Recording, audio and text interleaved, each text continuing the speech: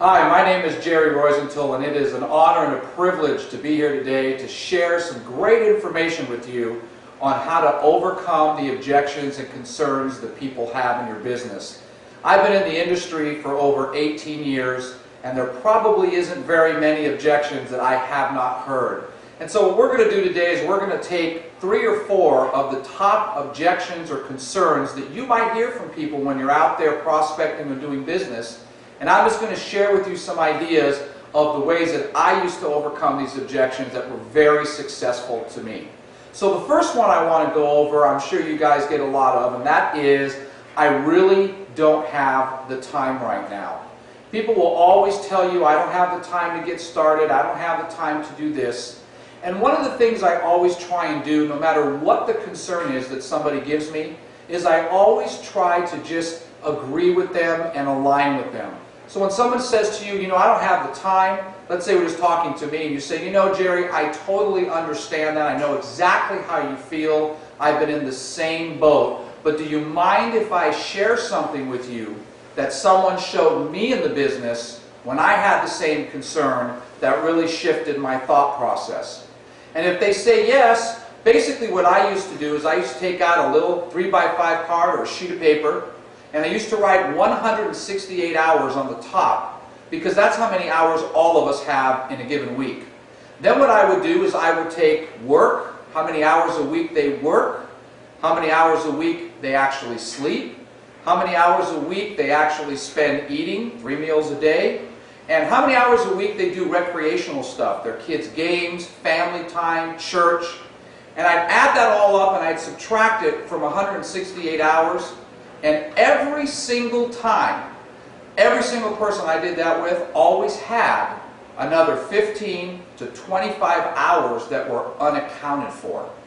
And so what I would tell them is I would say, you see, it's not that you don't have the time to get involved and do the business. The question is, are you willing to invest 5 to 10 hours of the time you have left to change your family's life?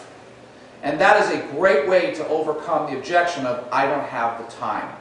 The second one that I want to go over, which is one of my favorites, is I don't have the money. I don't have the money to get started. And this is one that I've used in success a lot, but you have to be careful how you word this. So when someone says, I don't have the money, you say, I totally understand how you feel, Jerry. I've been in the same position that you're in. But would you mind if I shared with you what someone shared with me when I got started that kind of shifted my thought process?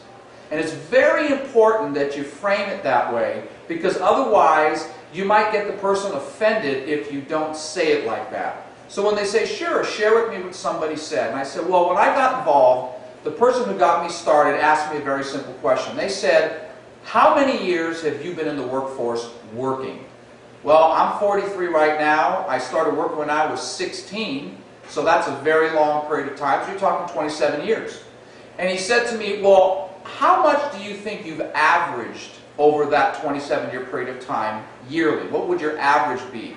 And I thought, well, maybe $30,000 a year, just to throw out a number. So he said, so 27 years, $30,000 a year means that you probably made well over $750,000 in that time. Is that true? And I would say, yes. And he said, so here's my question.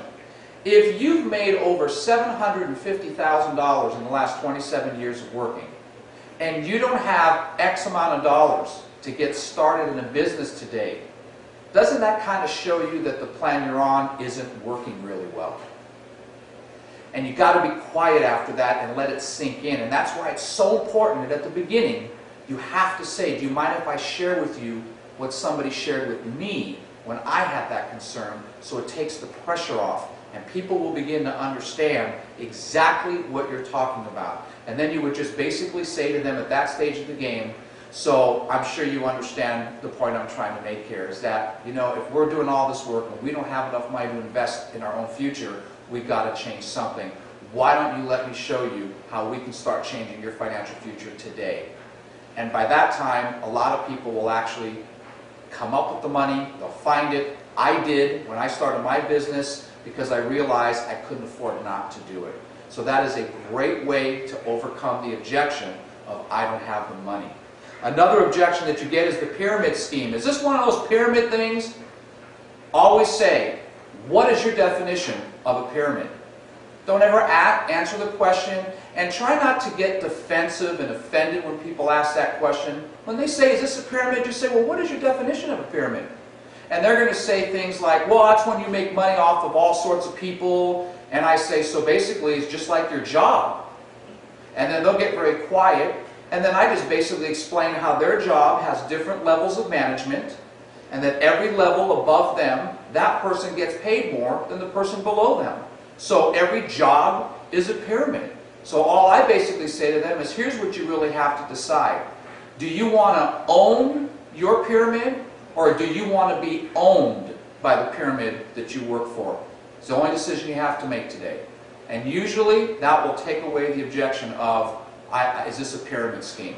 The last one I want to just mention to you real briefly is when people say, I need to talk to my spouse. And here's one thing that I've learned. If you allow someone to talk to their spouse, and you don't go along on the appointment, that spouse is going to get shot down most of the time. So one of the things I say is, if somebody says to me, let's just say that it's Betty, and Betty says, I have to talk to my husband.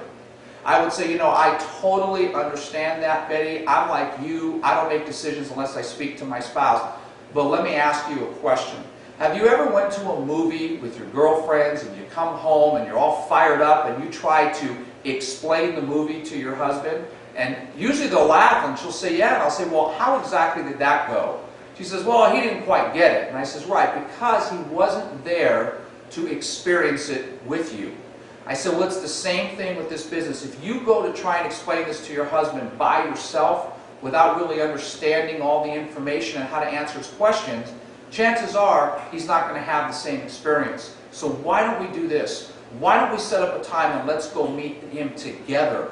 That way I can be there, answer any questions that he has, make sure he gets the right information up front, and give you the best chance of him supporting you so you can get started in the business.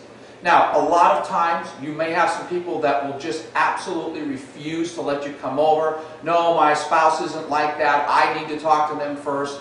There's nothing you can do when that happens. What I would suggest you do if that does happen and they won't let you go back with them, is I would just suggest to you that you equip that person.